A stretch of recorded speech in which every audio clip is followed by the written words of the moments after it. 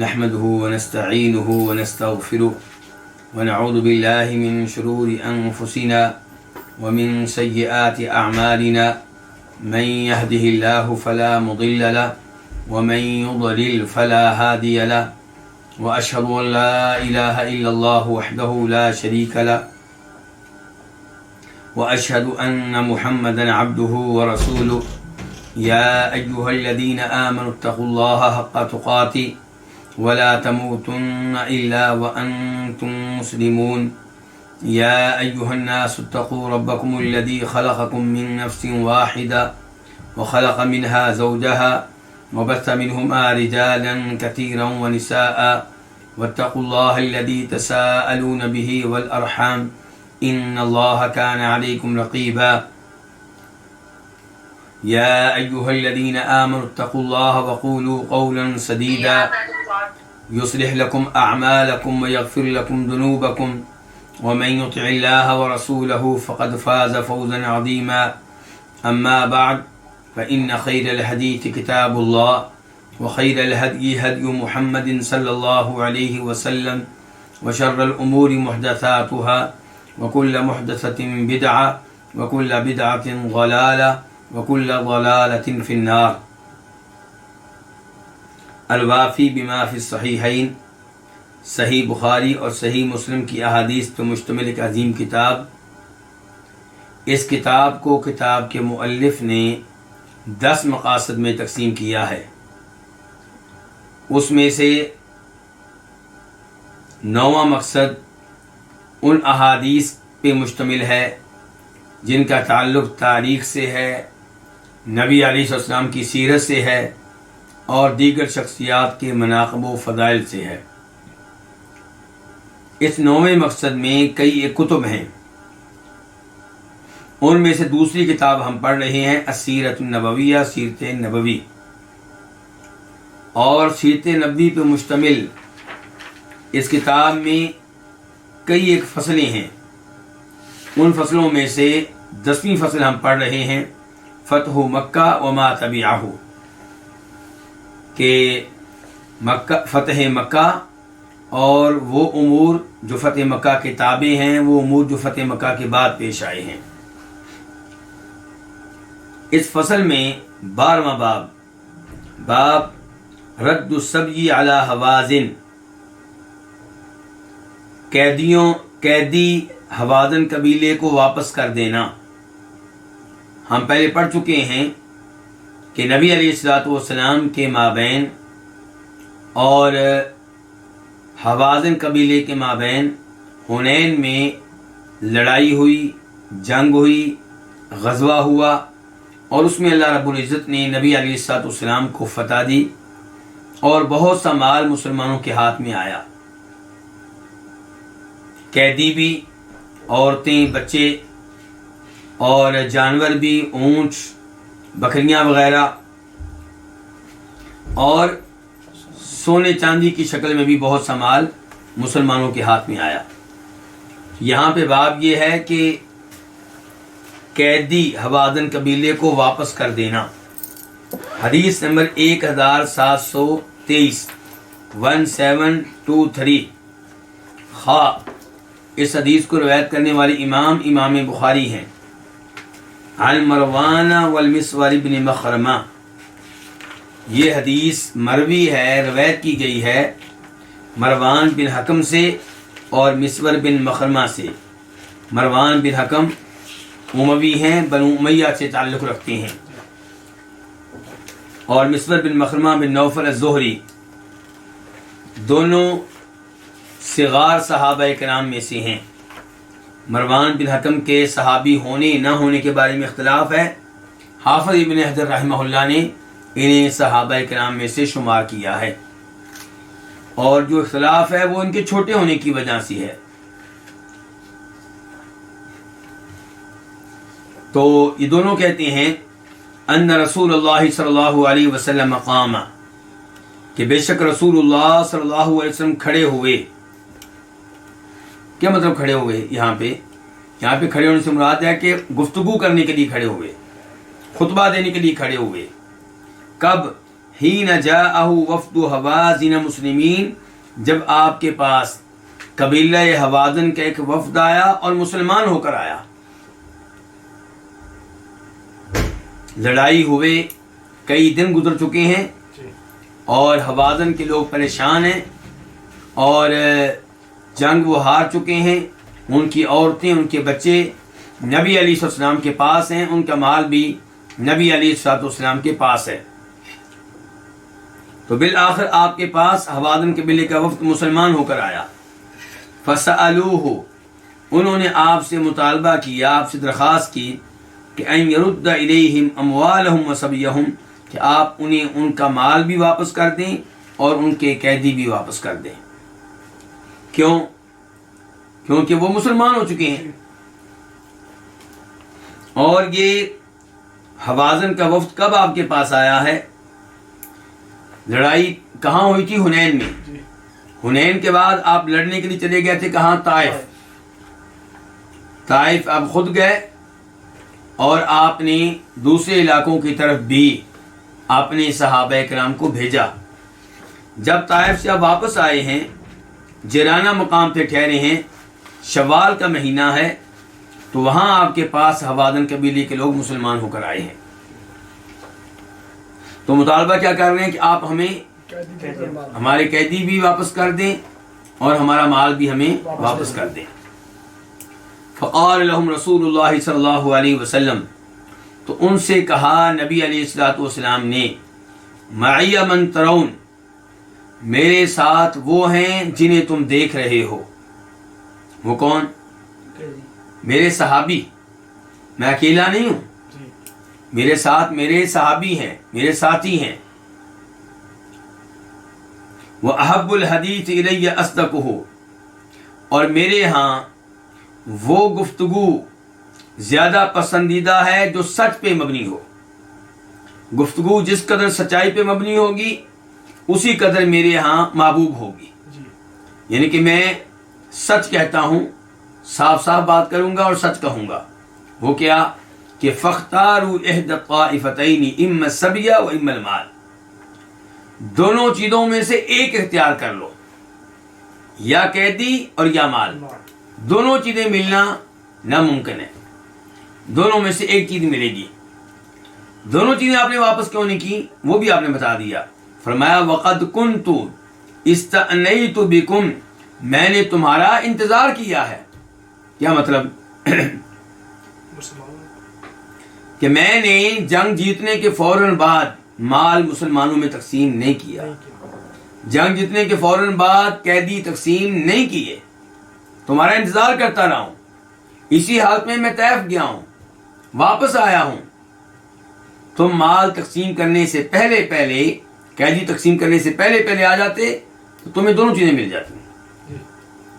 اور اب تم آئے ہو جبکہ میں ہر چیز تقسیم کر چکا ہوں، اب دونوں نہیں مل سکتی، اب ایک چیز ملے گی. وقد كنت استأنيت بكم، میں نے تمہارا انتظار کیا تھا. وكان انظرهم، یہ کون ہے راوی؟ مروان اور مسور بن مخرمہ. وہ کہہ رہے ہیں وكان انظرهم رسول اللہ صلی اللہ علیہ وسلم بضع عشرة لیلہ، اور نبی علیہ الصلوۃ والسلام نے انہیں مہلت دی تھی 13 سے زیادہ راتیں. 13 راتوں سے زیادہ راتیں آپ نے ان کو مہلت دی ہے. اور یہ مہلت کوئی کم نہیں ہے. جس کے گھر میں بیوی بچے نہ ہوں، کسی اور کے پاس ہوں، اس کے لیے تو 1 رات کافی ہے. 1 رات کے بعد ان کو آپ سے رابطہ کرنا چاہیے تھا، معافی مانگنی چاہیے تھی اور درخواست کرنی چاہیے تھی کہ ہمارے بچے ہمیں واپس کر دیں. 13 راتیں انہوں نے گزار دی ایسے. تو راوی کہہ رہے ہیں کہ آپ نے انہیں مہلت دی تھی 13 سے زیادہ راتیں. حین قفل من الطائف، جب آپ طائف سے واپس آئے. فلما تبین لهم، جب ان کے لیے واضح ہو گیا ان رسول اللہ صلی اللہ علیہ وسلم غیر راد الیہم الا احدى الطائفتین، کہ نبی علیہ الصلوۃ والسلام انہیں نہیں واپس کرنے والے مگر 2 چیزوں میں سے ایک. پہلے انہوں نے کوشش کی ہے کہ ہمیں دونوں چیزیں مل جائیں. جب انہیں معلوم ہو گیا احساس ہو گیا کہ اللہ کے رسول ایک چیز واپس کریں گے، دونوں واپس نہیں ملیں گی، تو قالوا کہنے لگے فَإِنَّا نَخْتَارُ صَبْيَنَا، ہم اختیار کرتے ہیں اپنے قیدیوں کو، ان کے ظاہر ہمیں تو اپنے بچے چاہیے، ہماری عورتیں چاہیے۔ فقام رسول اللہ صلی اللہ علیہ وسلم فی المسلمین، تو نبی علیہ الصلوۃ والسلام مسلمانوں میں کھڑے ہوئے۔ یہ وہی جو پہلے تذکرہ آ رہا ہے کہ آپ کھڑے ہوئے تھے، درمیان میں وضاحتیں آ گئی تھی، تو اب وہی بات دوبارہ کہ اب دوبارہ راوی کہہ رہے ہیں کہ آپ مسلمانوں میں کھڑے ہوئے۔ فَأَثْنَىٰ عَلَى اللَّهِ بِمَا هُوَ أَهْلُهُ، تو آپ نے اللہ کی حمد و ثنا بیان کی ان امور کے ساتھ جن کا وہ حقدار ہے۔ ثم قال، پھر آپ نے کہا اما بعد، اللہ کی حمد و ثنا کے بعد، فإن إخوانكم قد جاءونا تائبین، بے شک تمہارے بھائی ہمارے پاس آ چکے ہیں توبہ تائب ہو کر۔ اور لفظ آپ نے کیا بولا ہے؟ تمہارے بھائی، تاکہ صحابہ کرام کے دلوں میں ان کی محبت پیدا ہو اور احساس پیدا ہو کہ ان کے قیدیوں کو چھوڑ دینا چاہیے۔ تو آپ کہہ رہے ہیں کہ تمہارے بھائی ہمارے پاس آ چکے ہیں توبہ کرتے ہوئے۔ وَإِنِّي قَدْ رَأَيْتُ أَنْ أَرُدَّ إِلَيْهِمْ صَبْيَهُمْ، اور بے شک میں نے یہ رائے اپنائی ہے کہ میں انہیں ان کے قیدی واپس کر دوں، ان کے سارے قیدی واپس کرنے ہیں۔ ان کے ساتھ تو میں نے یہ ان کے رویہ اپنایا ہے کہ ان کو سارے قیدی واپس کرنے ہیں۔ اب جن کو قیدی مل چکے ہیں ان کے ساتھ کیا ہوگا؟ آپ فرماتے ہیں فَمَنْ أَحَبَّ مِنْكُمْ أَنْ يُطَيِّبَ ذَلِكَ فَلْيَفْعَلْ، تم میں سے جو پسند کرے کہ یہ کام خوش دلی سے کرے، فَلْيَفْعَلْ، تو وہ یہ کام کر لے۔ کیا کام کر لے؟ خوش دلی سے قیدی واپس کر دے۔ وَمَنْ أَحَبَّ مِنْكُمْ أَنْ يَكُونَ عَلَى حَظِّهِ، اور جو تم میں سے یہ پسند کرے کہ وہ اپنے حصے پہ برقرار رہے، حَتَّى نُعْطِيَهُ إِيَّاهُ، یہاں تک کہ ہم اسے دیں یہ، یعنی کہ اس کا معاوضہ، من اول ما یفیء اللہ علینا، اس پہلے مالی غنیمت میں سے جو اللہ ہمیں دے گا، فلیفعل، تو وہ یہ کر لے۔ یعنی کہ سارے قیدی ان کو واپس کرنے ہیں کیونکہ مسلمان ہو چکے ہیں۔ جہاں تک تعلق ہے تم لوگوں کا، تم میں سے جو کوئی بغیر معاوضے کے اپنا قیدی ہمیں دینا چاہے، واپس کرنا چاہے، تو اللہ اس کو جزائے خیر دے، اور جو کہے نہیں جی بغیر معاوضے کے میں نہیں دوں گا، تو وہ بھی قیدی واپس کر دے، اس کو واپس کیے ہوئے قیدیوں کے بدلے میں آئندہ آنے والی مالی غنیمت میں سے اس کا معاوضہ ملے گا۔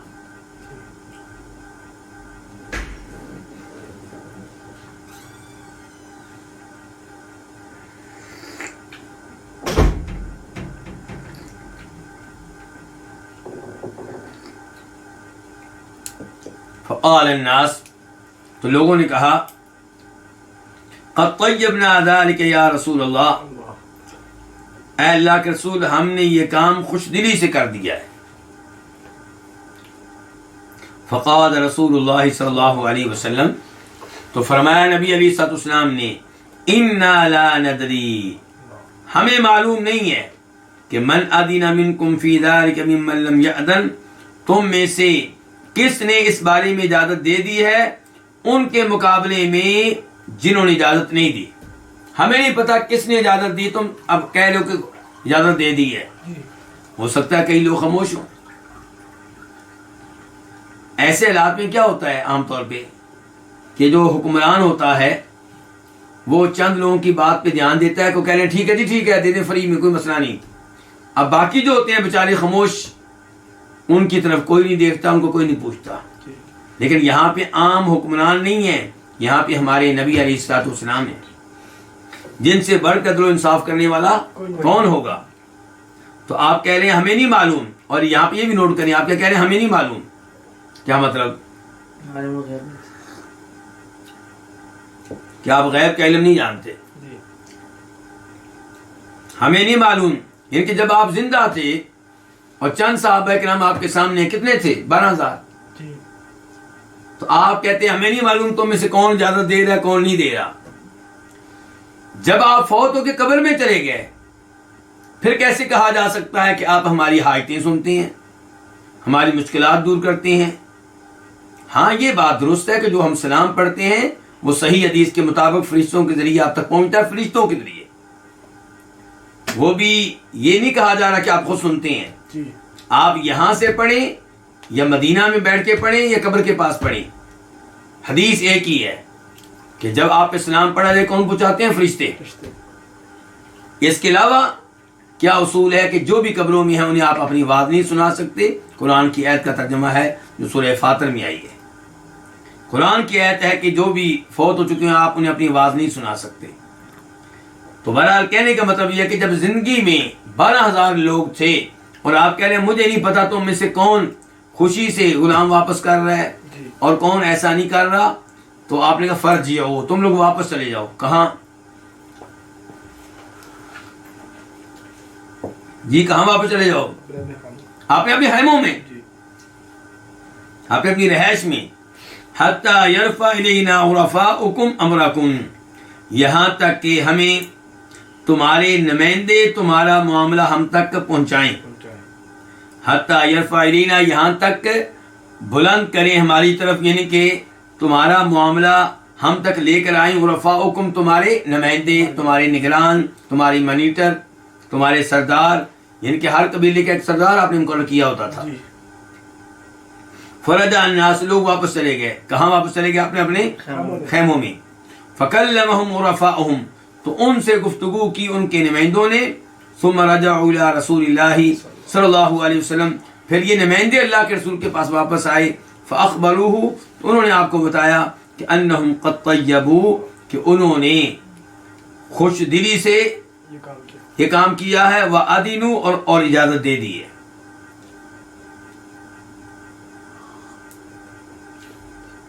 ان کے اللہ کے رسول کو اجازت دے دی ہے کہ آپ یہ غلام کو واپس کر سکتے ہیں.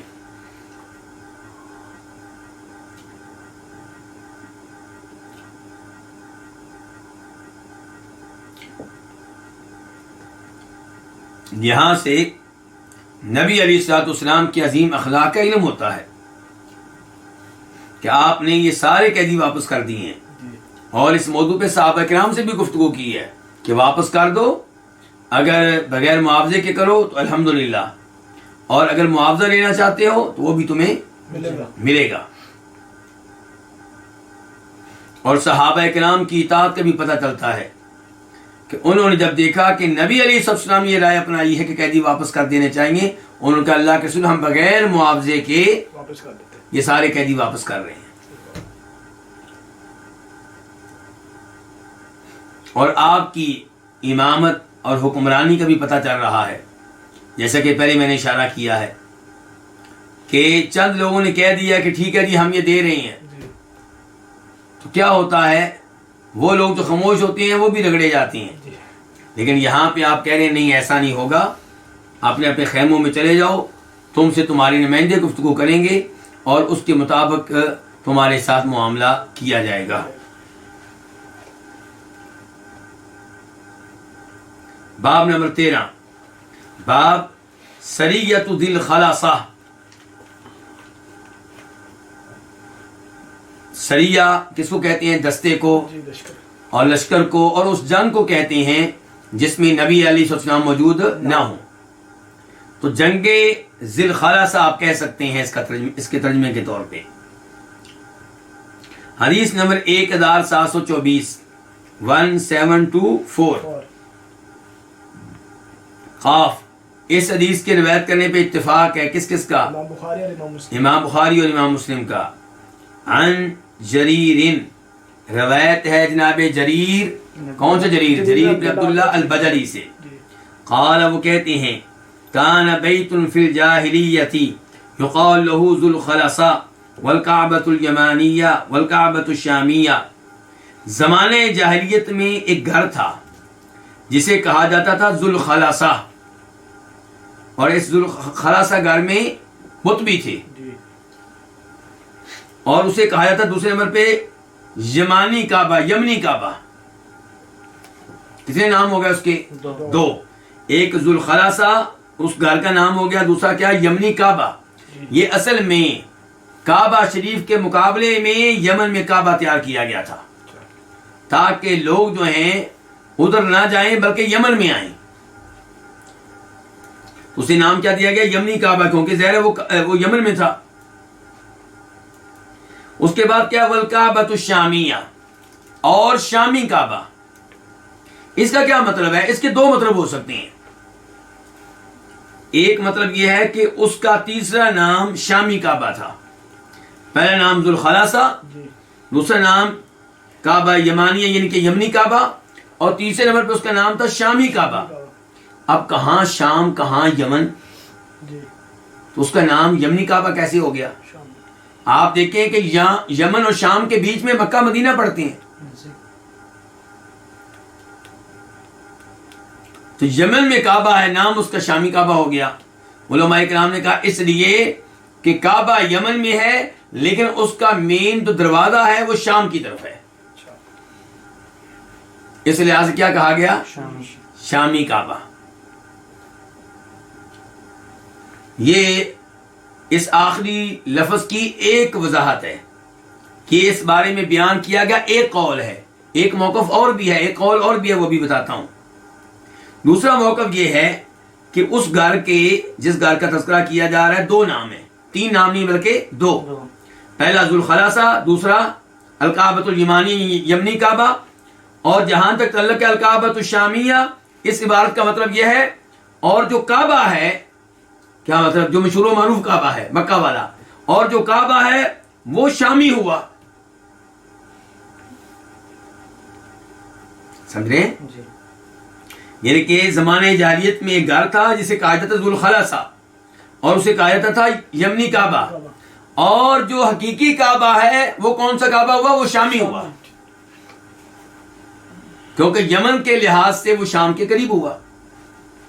یمن کے اعتبار سے وہ کس کے قریب ہوا؟ شام کے.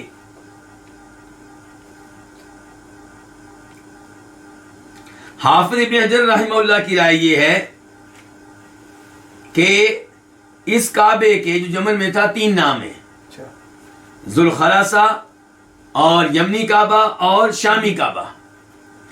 اور ایک مشہور و معروف عالم دین گزرے ہیں سہیلی، ان کی رائے یہ ہے کہ دو نام ہیں اس کے، ذوالخلاصہ اور کعبہ یمانیہ، اور جو کعبہ شامیہ ہے اس کا مطلب یہ ہے کہ جو مشہور و معروف کعبہ ہے جسے دنیا جانتی ہے وہ شامی ہوا. جب یمن والا یمنی ہوا تو یہ شامی ہو گیا.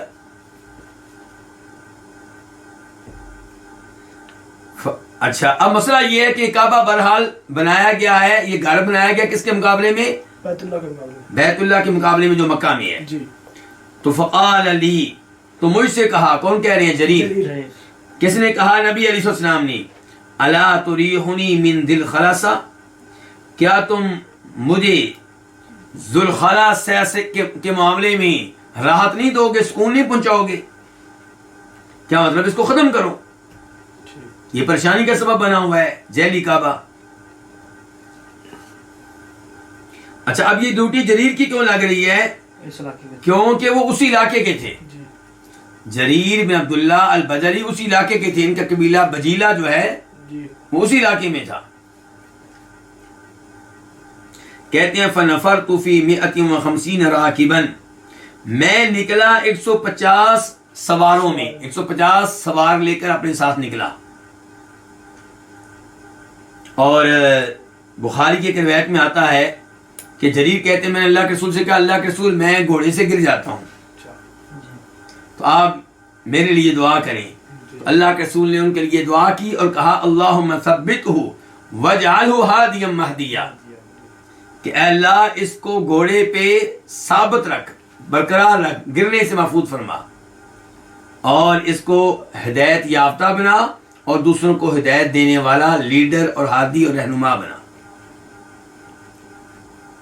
کہتے ہیں اس کے بعد میں کبھی گھوڑے سے نہیں گرا. کون کہتے ہیں؟ جریر. تو بہرحال کہتے ہیں کہ میں 150 سوار لے کر نکلا، فکسرناہ، تو ہم نے اس کو توڑ ڈالا. کس کو؟ اس گھر کو، اس جیلی کعبہ کو. وقتلنا من وجدنا عنده، اور ہم نے اسے قتل کر دیا جس کو بھی ہم نے اس کے پاس پایا.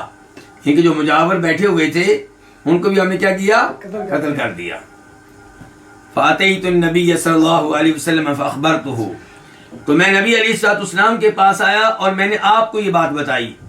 فدعا لنا، تو آپ نے ہمارے لیے بھی دعا کی، ولی احمس، اور احمس قبیلے کے لیے بھی دعا کی. اور بخاری کی دوسری روایت میں آتا ہے کہ آپ نے احمس قبیلے کو 5 مرتبہ دعائیں دی. کتنی بار؟ 5. اس قدر آپ خوش ہوئے اور یہ عظیم تحفے آپ نے دیے کہ 5 مرتبہ آپ نے ان کے لیے دعا کی.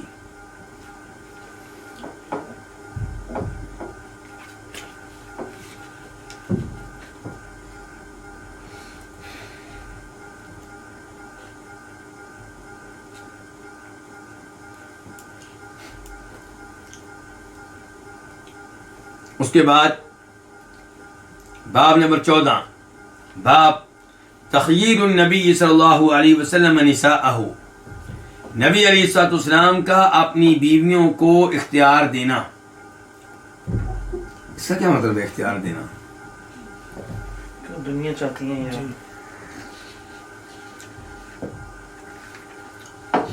سورہ احزاب آیت نمبر غالباً 28،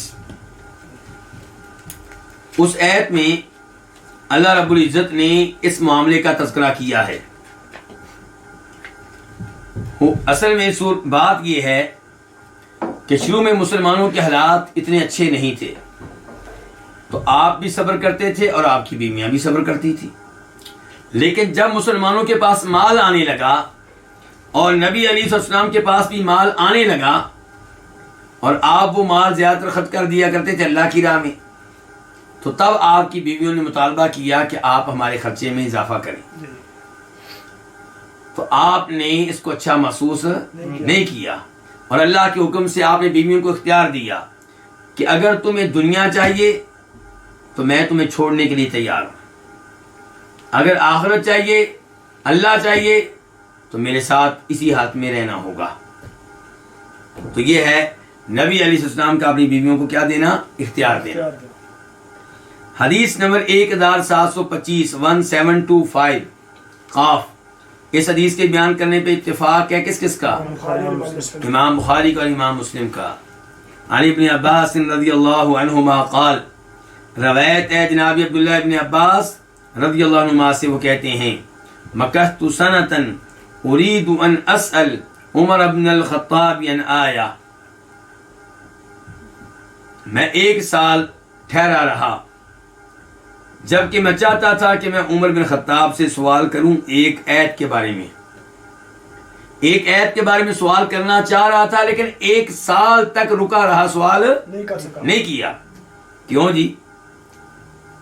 فما استطيع ان اسأله هيبة له، میں ان کی ہیبت کی وجہ سے ان سے سوال کرنے کی جرأت نہیں کر سکا. حتی خرج حاجا، یہاں تک کہ وہ نکلے کس کام کے لیے؟ وہ نکلے بطور حاجی، یعنی کہ حج کرنے کے لیے نکلے. فخرجت معه، میں بھی ان کے ساتھ نکلا. فلما رجعت، جب میں واپس آیا، وکنا ببعض الطریق، جب کہ ہم راستے کے کسی حصے میں تھے اور وہ حصہ مر الظہران تھا. کیا تھا؟ مر الظہران. تو عدلا، تو عمر فاروق ہٹے، الی الاراکی، پیلو کے ایک درخت کی طرف، لحاجت اللہ، اپنی کسی حاجت کے لیے. ہٹے کہاں سے؟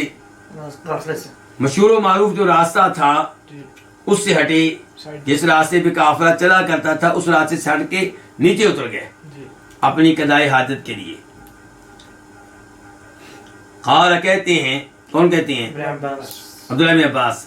فوقفت له، تو میں ان کے لیے رک گیا، حتی فرغا، یہاں تک کہ وہ فارغ ہو گیا کس چیز سے؟ قضائے حاجت سے. ثم سرت معه، پھر میں ان کے ساتھ چلا. فقلت، تو میں نے کہا، یا امیر المؤمنین، اے مومنوں کے امیر، من اللتان تظاہرتا علی النبی صلی اللہ علیہ وسلم من ازواجہ، وہ کون سی 2 عورتیں تھیں جنہوں نے ایک دوسرے سے تعاون کیا، ایک دوسرے کی مدد کی نبی علیہ الصلوۃ والسلام کے خلاف آپ کی بیویوں میں سے؟ آپ کی بیویوں میں سے کون سی 2 عورتیں تھیں جنہوں نے ایک دوسرے سے تعاون کیا نبی علیہ الصلوۃ والسلام کے مسئلے میں، نبی علیہ السلام کے خلاف؟ فقال، تو عمر فاروق کہنے لگے، تلک حفصہ و عائشہ، یہ حفصہ اور عائشہ ہیں. یہ کیا معاملہ ہے جی؟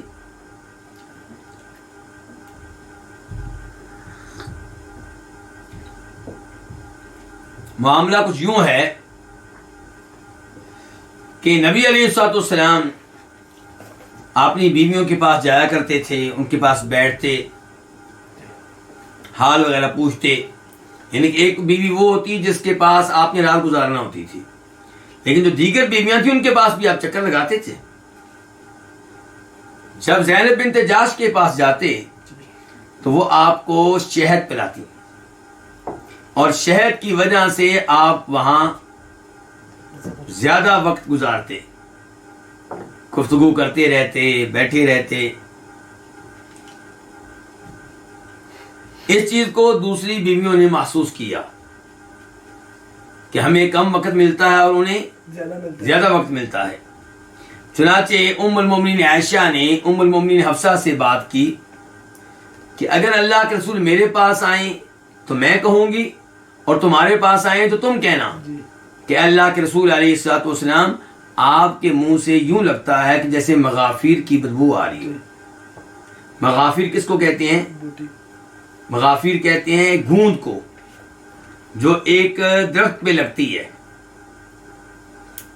تو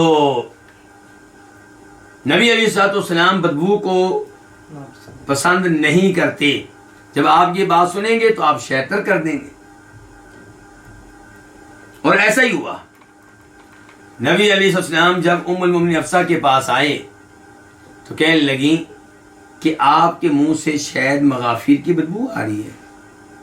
آپ نے کہا کہ میں نے شہد پیا ہے زینب کے پاس، تو آئندہ میں شہد نہیں پیوں گا. ان کہ آپ نے شہد کو اپنے اوپر کیا کر لیا؟ حرام کر لیا. اللہ رب العزت نے یہ آیت نازل فرمائی، یا ایھا النبی لم تحرم ما احل اللہ لک. اے نبی آپ اس چیز کو حرام کیوں قرار دیتے ہیں جس کو اللہ نے حلال قرار دیا ہے. تبتغی مرضات ازواجک، کیا آپ اپنی بیویوں کو راضی کرنا چاہتے ہیں؟ دوسری آیت میں آپ سے کہا گیا کہ آپ اس کا کیا کریں؟ کفارہ ادا کریں، اور یہ جو جس چیز کو حرام قرار دیا اس کو حلال جانیں، اس کو استعمال کریں.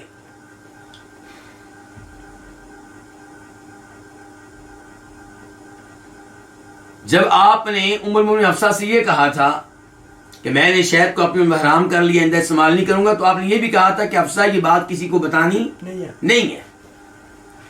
لیکن ام المومنین حفصہ یہ بات ام المومنین عائشہ کو بتا بیٹھی.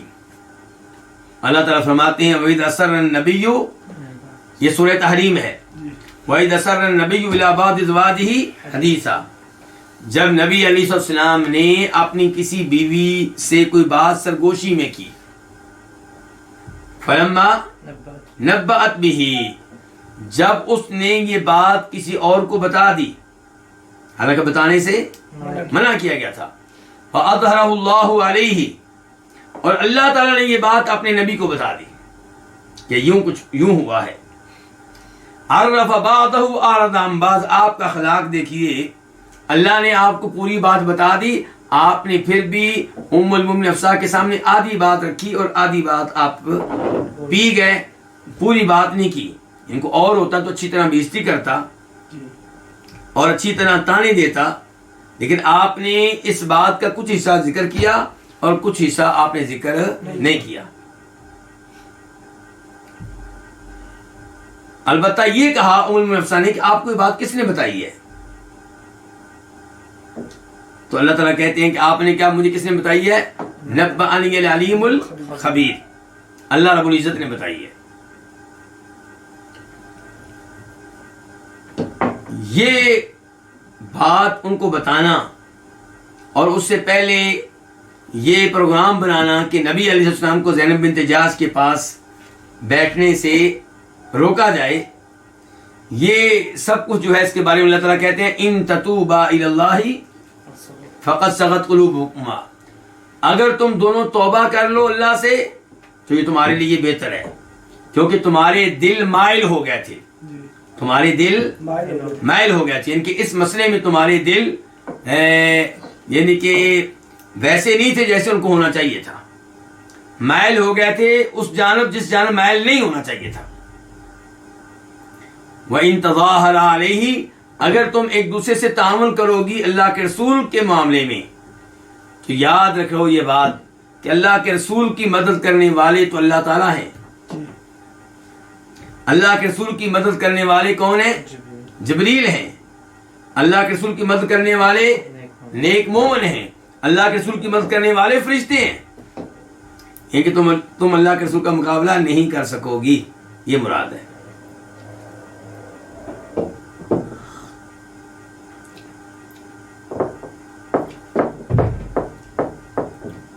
ایک رائے اور بھی ہے جو کچھ اب میں نے اب تک بتایا کہ صحیح سند کے ساتھ ثابت ہے بخاری وغیرہ سے. ایک رائے یہ ہے کہ وہ چیز جو آپ نے اپنے اوپر حرام کر لی تھی وہ آپ کی لونڈی ماریہ قبطیہ تھی، جو آپ کے صاحبزادے ابراہیم کی والدہ ہے. وہ چونکہ لونڈی تھیں اس لیے لونڈی کے ساتھ آپ کا یہ تعلق آپ کی کئی بیویوں کو پسند نہیں آیا، تو وہ اس پہ اعتراض کیا کرتی تھیں. تو آپ نے ماریہ کو اپنے اوپر حرام کر لیا، تو اللہ نے اس کے بارے میں کہا ہے کہ آپ کیوں حرام کرتے ہیں اس چیز کو جو اللہ نے آپ کے لیے حلال قرار دی ہے. تو یہاں پہ بھی وہی بات ہے کہ جب آپ نے حرام کیا تو آپ نے ام المؤمنین حفصہ کو بتا دیا اور ان سے کہا کسی اور کو نہ بتانا. انہوں نے ام المؤمنین عائشہ کو بتا دیا، تو اللہ تعالیٰ نے یہ باتیں آپ کو بتا دی. تو اللہ کے رسول نے پوچھا حفصہ سے کہ تم نے باتیں کیوں نکالی ہیں؟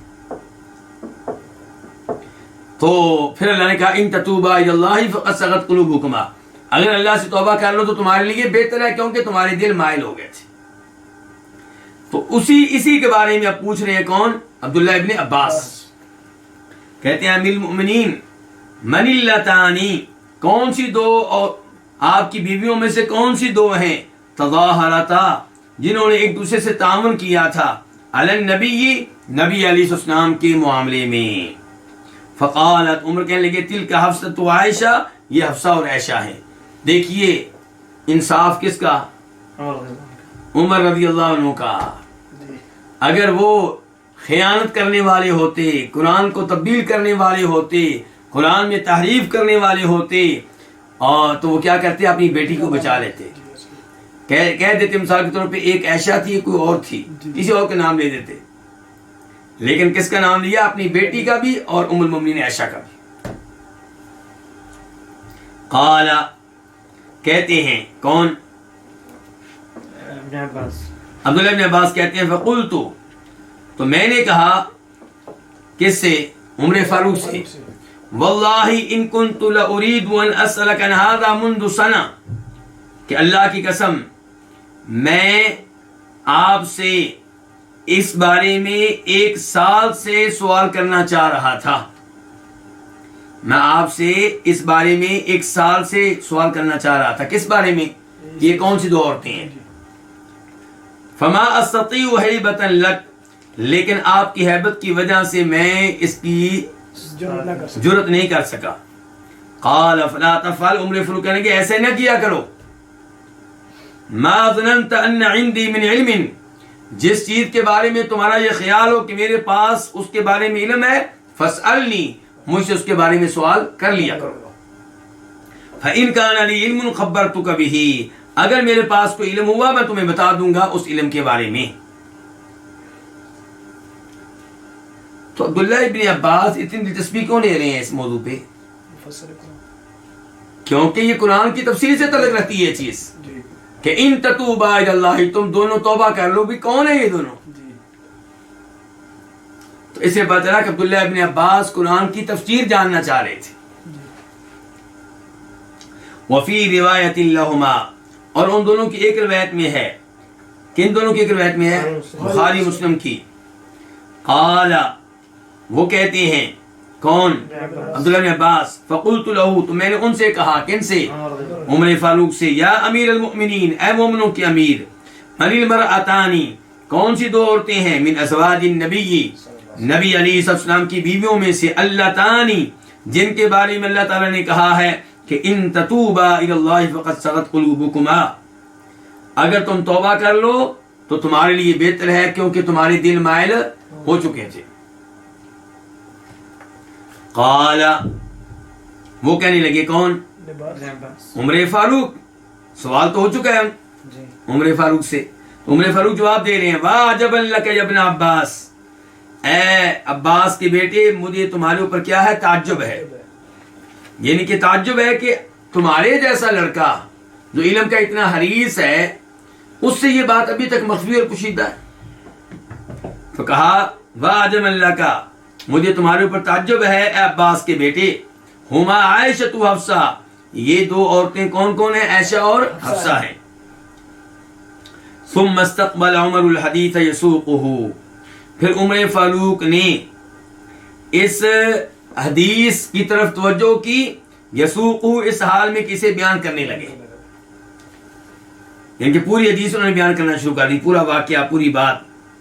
قال، انہوں نے کہا، کنہوں نے، عمر فاروق نے، کنت انا وجار لی من الانصار فی بنی امیہ بن زید، میں اور انصاریوں میں سے ایک میرا پڑوسی، ہم کہاں تھے، بنو امیہ بن زید میں، ہم کہاں رہ رہے تھے، بنو امیہ بن زید میں، وہم من اوالی المدینہ، اور یہ لوگ جو ہیں مدینہ کے بالائی علاقے میں سے ہیں، مدینہ کے بالائی علاقوں میں سے ہیں۔ مسجد قباء کے دائیں بائیں کا علاقہ جو ہے یہ بالائی علاقہ ہے، یعنی کہ اس کا مطلب کیا ہوا کہ مسجد نبوی کی قبلے والی سائڈ۔ وَقُلْنَا نَتَوَابَبُ النُّزُولَ عَلَى النَّبِيِّ صلی اللہ علیہ وسلم، اور ہم نبی علیہ السلام کے پاس باری باری اترا کرتے تھے۔ اترا کرتے تھے کیا مراد ہے، کیونکہ بلائی علاقے سے آتے تھے نا، مدینہ مسجد نبوی پھر کیا ہو گیا، نچلا علاقہ ہو گیا ان کے لحاظ سے، تو ان کے اعتبار سے کیا ہوا، اتر کے آنا، تو ہم اتر کر آتے باری باری نبی علیہ السلام کے پاس۔ فَيَنزِلُ يَوْمًا، ایک دن میرا پڑوسی آتا، وَأَنزِلُ يَوْمًا، اور ایک دن میں آتا۔ اللہ اکبر، کیسے علم لیا ہے۔ فَإِذَا نَزَلْتُ جِئْتُهُ بِمَا حَدَثَ مِنْ خَبَرِ ذَلِكَ الْيَوْمِ مِنَ الْوَحْيِ وَغَيْرِهِ، جب میں آتا کہاں، اللہ کے رسول کے پاس، تو جِئْتُهُ، تو میں اس پڑوسی کے پاس لاتا، کیا لاتا، جو واقع ہوا ہوتا اس دن کی اخبار میں سے، باتوں میں سے، وہی ہو یا غیر وہی، ساری باتیں بتاتا کہ اللہ کے رسول کے پاس میں گیا تھا صبح سے شام تک، یہ آپ پہ وہی نازل ہوئی اور یہ واقعہ پیش آیا، فلاں آدمی آپ سے ملنے آیا اور فلاں نماز کے بعد آپ نے یہ گفتگو کی، پوری رپورٹ میں دیا کرتا۔ وَإِذَا نَزَلَ، اور جب وہ آتا کون، میرا پڑوسی، تو فعل مثل ذلك، وہ بھی اسی طرح کرتا، وہ بھی اسی طرح کرتا۔ تو یہاں سے آپ اندازہ کریں صحابہ کرام نے کیا کیا مشکلات برداشت کی ہیں علم کے حصول میں، قرآن کریم سیکھنے کے لیے، قرآن کریم کی تفسیر جاننے کے لیے، آپ کی احادیث کو جاننے کے لیے۔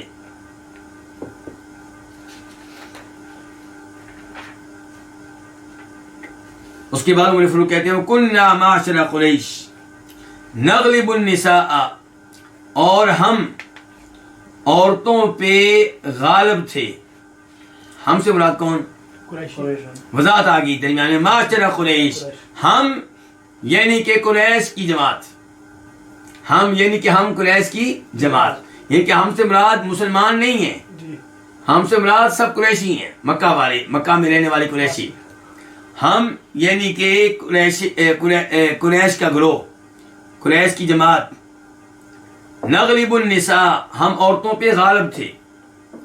فلما قدمنا الانصاری، جب ہم انصاریوں کے پاس آئے، کہاں، مدینہ میں، اذا قوم تغلبهم نساؤہم، تو اچانک وہاں پہ ایک ایسی قوم ہے اور وہ انصاری کہ ان پہ ان کی عورتیں غالب تھیں۔ فطافق نساؤنا یأخذن من ادب نساء الانصار، تو ہماری عورتیں انصار کی عورتوں کے آداب کو حاصل کرنے لگی، سیکھنے لگی۔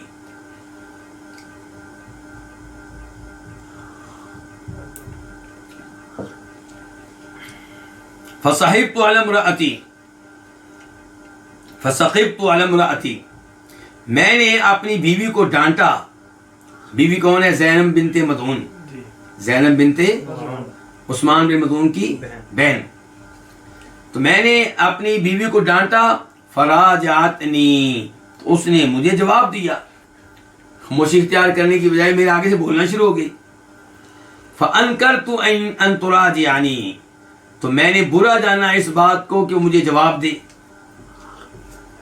قالت، تو وہ کہنے لگی، وہ کون؟ عمر فاروق کی بیوی. وَلِمَ تُنْكِرُ أَنْ أُرَاجِعَكَ، تم اس بات کو کیوں برا جانتے ہو کہ میں تمہیں جواب دوں؟ فَوَاللَّهِ إِنَّ أَزْوَاجَ النَّبِيِّ صلی اللہ علیہ وسلم لَيُرَاجِعْنَهُ، اللہ کی قسم نبی علیہ السلام کی بیویاں آپ کو جواب دیتی ہیں، آپ کی بیویاں بھی آپ کو جواب دیتی ہیں. تو اگر ہم نے آپ کو جواب دے دیا تو آپ کیوں پریشان ہو گئے اتنے؟ وَإِنَّ إِحْدَاهُنَّ لَتَهْجُرُهُ الْيَوْمَ حَتَّى اللَّيْلِ، اور بے شک ان میں سے کوئی آپ سے الگ ہو جاتی ہے، اليوم پورا دن، حتی اللیل یہاں تک کہ رات آ جاتی ہے، یعنی کہ دن اور رات، یعنی کہ کوئی ایسی بھی آپ کی بیوی ہوتی ہے جو آپ سے ناراض ہو جاتی ہے تو پورا دن بھی ناراض رہتی ہے اور رات بھی ناراض رہتی ہے. اور یہ معنی بھی ہو سکتا ہے کہ وہ آپ سے ناراض رہتی ہے حتی اللیل، رات تک، رات تک. فَأَفْزَعَنِي ذَلِكَ، عمر فاروق کہتے ہیں اس بات نے مجھے پریشان کر دیا، گھبراہٹ میں ڈال دیا، خوفزدہ کر دیا. وَقُلْتُ لَهَا، اور میں نے اس سے کہا، کس سے؟ اپنی بیوی سے. قَدْ خَابَ مَنْ فَعَلَ ذَلِكَ مِنْهُنَّ، وہ ناکام ہو گئی جس نے ان میں سے یہ حرکت کی. آپ کی بیویوں میں سے جو آپ کو جواب دیتی ہے وہ تو ناکام ہو جائے گی، کامیاب نہیں ہو سکے گی. ثم جمعت علی ثیابی، پھر میں نے اپنے کپڑے پہنے. کیا پہلے ننگے تھے؟ رات کا لباس ہوگا.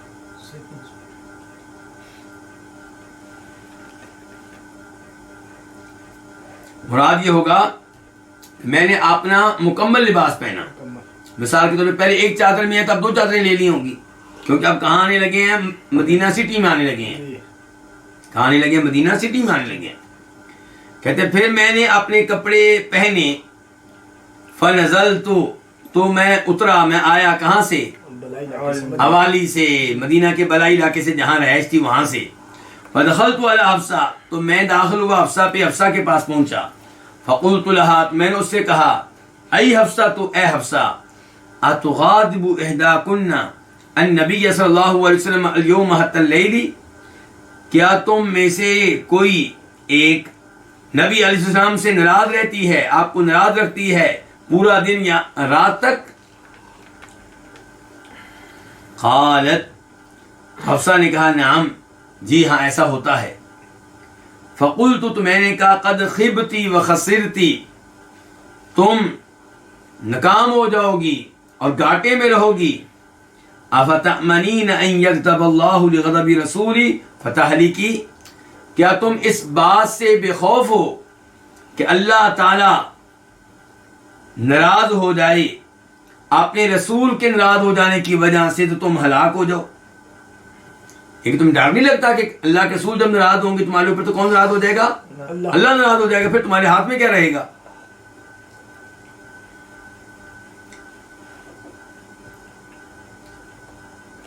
لا تستکثری، آپ سے زیادہ خرچہ نہ مانگا کرو، آپ سے زیادہ مطالبے نہ کیا کرو.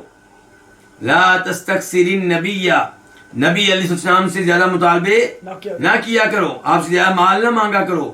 ولا تراجعیہ فی شیء، اور کسی بھی معاملے میں آپ کو جواب نہ دیا کرو. ولا تہجریہ، اور آپ سے الگ نہ ہوا کرو. وسلینی ما بدا لکی، اور مجھ سے مانگ لو جو تمہارے لیے ظاہر ہو، جو تمہاری حاجت و ضرورت ہو وہ مجھ سے مانگ لو، اللہ کے رسول کو تنگ نہ کیا کرو. ولا یغرنک ان کانت جارتک اوضع منک واحب الی النبی صلی اللہ علیہ وسلم یرید عائشہ، اور تمہیں یہ چیز دھوکے میں مبتلا نہ کر دے کہ تمہاری پڑوسن یعنی کہ عائشہ تم سے زیادہ خوبصورت ہے اور نبی علیہ السلام کو زیادہ محبوب ہے. یرید عائشہ، عمر فاروق کس کو مراد دے رہے تھے؟ عائشہ کو. یعنی کہ اپنی پڑوسن کی وجہ سے کسی غلط فہمی میں نہ رہنا. عائشہ کو تو اللہ کے رسول بہت پسند کرتے ہیں، اللہ کے رسول کو ان سے محبت ہے، تو آپ یعنی کہ آپ کے اس سلوک سے جو عائشہ کے ساتھ آپ کا ہے کسی دھوکے میں مبتلا نہ ہو جانا، اللہ کے رسول کو تنگ نہ کرنا، ایسا نہ ہو کہ اللہ کے رسول تمہارے اوپر ناراض ہو جائیں اور پھر اللہ بھی ناراض ہو جائے۔ قال عمر، کون کہتے ہیں؟ عمر رضی اللہ۔ عمر کہتے ہیں وَكُنَّا قَدْ تَحَدَّثْنَا أَنَّ غَسَّانَ تُنْعِلُ الْخَيْلَ لِغَزْوِنَا، ہم یہ گفتگو کیا کرتے تھے کہ غسانی لوگ گھوڑوں کی نال بندی کر رہے ہیں لغزوینا، ہم سے لڑنے کے لیے۔ یہ کیا ہوتا ہے نال بندی؟ لوہے کا نیچے کیلے لگانا، یعنی کہ گھوڑے کے پاؤں کے نیچے لوہے کے کچھ ٹکڑے لگانا، جی اور ایسا آپ لوگوں نے کئی دفعہ دیکھا ہوگا۔ تو ہم آپس میں باتیں کرتے، اچھا غسان کون لوگ ہیں؟ غسانی، غسان جی ہاں، تو یہ قبیلہ ہے، لیکن کدھر آباد ہے؟ شام کی جانب۔ کدھر آباد ہے؟ شام کی جانب۔ شام کی جانب۔ تو ان کے بارے میں خطرہ تھا، افواہیں مدینہ میں اڑ رہی تھی کہ مسلمانوں پہ حملہ کرنا چاہتے ہیں۔ تو عمر فاروق جو ہیں وہ سمجھے کہ شاید یہ خبر ہے جو آج آئے گی۔ کہتے ہیں وَكُنَّا قَدْ تَحَدَّثْنَا، اور ہم نے آپس میں گفتگو کی تھی کہ غسانی لوگ جو ہے تُنْعِلُ الْخَيْلَ لِغَزْوِنَا، وہ ہم سے لڑنے کے لیے گھوڑوں کی نال بندی کر رہے ہیں۔ فَنَزَلَ صَاحِبِي الْأَنصَارِيُّ يَوْمَ نَوْبَتِهِ، تو میرا انصاری ساتھی اترا۔ کہاں اترا؟ یہ ان کے بلائی علاقے سے مدینہ کی جانب آیا۔ یوم نوبتی، اپنی باری والے دن، باری کے دن۔ فرجع الینا عشاء، تو وہ عشاء کے ٹائم ہمارے پاس واپس آیا۔ فضرب بابی ضربا شدیدا، اسے میرے دروازے کو زور زور سے کھٹکھٹایا، پیٹا، ٹھیک ہے۔ وقال، اور کہا اسم ہوا، کیا یہاں پہ وہ ہیں؟ کون؟ عمر فاروق۔ یعنی کہ کیا وہ گھر میں ہیں عمر فاروق؟ ففزعت، میں گھبرا گیا۔ فخرجت الیہ، میں نکل کر اس کے پاس آیا۔ فقال، تو اس نے کہا، کس نے؟ پڑوسی نے کہا قد حدث اليوم امر عظیم، آج بہت بڑا واقعہ ہو گیا ہے، آج بہت بڑا مسئلہ ہو گیا ہے۔ قلت ما ہوا، میں نے کہا وہ کیا ہے؟ اجا غسان، کیا غسانی پہنچ گئے؟ قال لا، اس نے کہا نہیں، بل اعظم من ذلك واحول، بلکہ اس سے کہیں زیادہ عظیم معاملہ ہوا ہے اور اس سے زیادہ ہولناک ہوا ہے۔ وہ کیا جی؟ طلق النبی صلی اللہ علیہ وسلم نساءہ، کہ نبی علیہ السلام نے طلاق دے دیا کس کو؟ اپنی بیویوں کو۔ تو اس میں ہولناکی والی بات کون سی ہے؟ بیویوں میں سے حضرت کی بیٹی بھی، اللہ آپ کا بھلا کرے۔ یعنی کہ اگر بیویوں کو طلاق دے دی ہے تو پھر اس کا مطلب ہے عمر فاروق کی بیٹی حفصہ کو بھی طلاق ہو گئی ہے۔ تو عمر فاروق کے لحاظ سے اس سے زیادہ ہولناک خبر کیا ہو سکتی ہے؟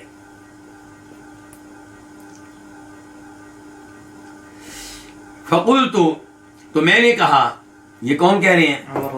عمر رضی اللہ عنہ، خابت حفصۃ و خسرت، حفصہ نامراد ہو گئی، حفصہ خسارے میں واقع ہو گئی۔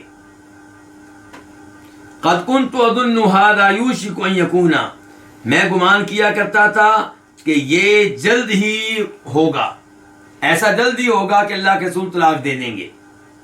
فجمعت علی ثيابي، تو میں نے اپنے کپڑے پہنے۔ فصلیت صلاۃ الفجر مع النبی صلی اللہ علیہ وسلم، تو میں نے فجر کی نماز کس کے ساتھ پڑھی؟ نبی علیہ السلام کے ساتھ پڑھی۔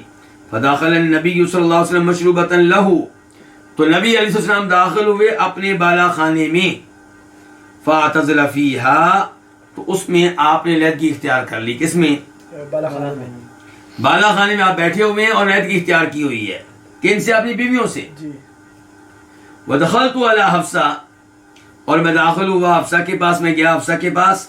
فاذا ہی تبکی، تو اچانک کیا دیکھتا ہوں کہ وہ رو رہی ہے۔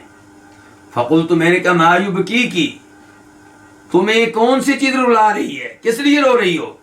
الم اکن حذرتک ھذا، کیا میں نے تمہیں اس کی وارننگ نہیں دی تھی؟ کس کی؟ کہ نبی علیہ السلام سے جھگڑا نہیں. مانگنا نہیں ہے، آپ کی گفتگو کا جواب نہیں دینا، کہیں ایسا نہ ہو کہ اللہ کے رسول طلاق وغیرہ دے دیں، تم لوگوں کو چھوڑ دیں. اطلقکن النبی صلی اللہ علیہ وسلم، کیا تم لوگوں کو، ایک تم بیویوں کو نبی علیہ السلام نے طلاق دے دی ہے؟ قالت لا ادری، حفصہ کہتی مجھے پتا نہیں ہے. ہا ہوا ذا معتزل فی المشروبہ، آپ یہ بالا خانے میں الگ تھلگ ہیں، آپ بالا خانے میں الگ ہیں. کن سے؟ بیویوں سے. ان کے بالا خانے میں تشریف فرما ہے، بیویوں سے الگ ہیں. اور یہاں پہ یہ وضاحت ہو جائے کہ عمر فاروق کیا کہہ رہے ہیں اپنی بیٹی سے کہ اللہ کے رسول نے تم لوگوں کو طلاق دے دی ہے؟ وہ کیا کہہ رہی ہیں؟ لا ادری، مجھے نہیں پتا. جیسا کہ وضاحت آگے آئے گی کہ نبی علیہ السلام نے طلاق نہیں دی تھی، لیکن یہاں پہ ایک اور وضاحت ضروری ہے، وہ یہ کہ اللہ کے رسول علیہ السلام نے ایک بار حفصہ رضی اللہ عنہ کو طلاق دی تھی. کس کو طلاق دی تھی؟ حفصہ رضی اللہ عنہ کو طلاق دی تھی، اور پھر اللہ کے حکم سے آپ نے رجوع کر لیا تھا. اللہ کی طرف سے حکم ملا تھا کہ آپ ان سے رجوع کریں، یہ روزے دار خاتون ہیں، قیام کرنے والی، تہجد پڑھنے والی ہیں، اور یہ جنت میں بھی آپ کی بیوی بنیں گی. یہ دیکھیں، پہلے تو یہ دلیل کہ اللہ کے رسول نے حفصہ کو طلاق دی اور رجوع بھی کیا. تو یہ روایت ابو داؤد شریف کی، شیخ البانی نے اس کو صحیح قرار دیا ہے. عبداللہ بن عباس کہتے ہیں عمر فاروق سے روایت کرتے ہوئے کہ اللہ کے رسول علیہ السلام نے حفصہ کو طلاق دی، پھر ان سے رجوع کر لیا.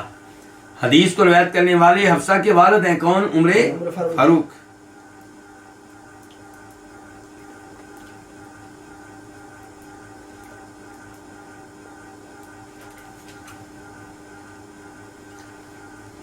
اور امام حاکم روایت کرتے ہیں اپنے مستدرک میں کہ نبی علیہ السلام آئے تو آپ نے کہا کہ مجھ سے جبریل نے کہا ہے کہ راج حفصہ، آپ حفصہ سے رجوع کر لیں، فإنها صوامۃ قوامۃ، یہ نفلی روزوں کا بہت اہتمام کرنے والی ہے اور یہ قیام کرنے والی ہیں، رات کو تہجد پڑھا کرتی ہیں، اور یہ آپ کی بیوی ہیں جنت میں. اس حدیث کو شیخ البانی نے حسن درجے کی قرار دیا ہے السلسلہ الصحیحہ میں.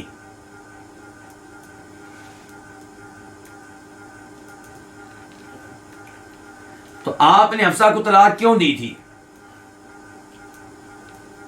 کیوں جی؟ آپ لوگوں سے سوال ہے. پہلی بات تو یہ ہے کہ طلاق کیوں دی تھی، یہ چیز واضح طور پہ کسی حدیث میں نہیں آئی، لیکن زیادہ امید یہی ہے کہ چونکہ آپ نے ام المومنین عائشہ کو آپ کا راز بتایا تھا. کون سا راز؟ کہ میں نے شہد کو اپنے اوپر حرام کر لیا ہے. آپ نے ام المومنین عائشہ کو آپ کا راز بتایا تھا. کون سا راز؟ کہ میں نے ماریہ قبطیہ کو اپنے اوپر حرام کر لیا ہے. تو شاید حفصہ رضی اللہ عنہ کو طلاق اس وجہ سے ہوئی ہو اور عام بیویوں کو طلاق نہ ہوئی ہو، اور یہ بھی ممکن ہے کہ کسی اور موقع پہ طلاق ہوئی ہو، اللہ اعلم.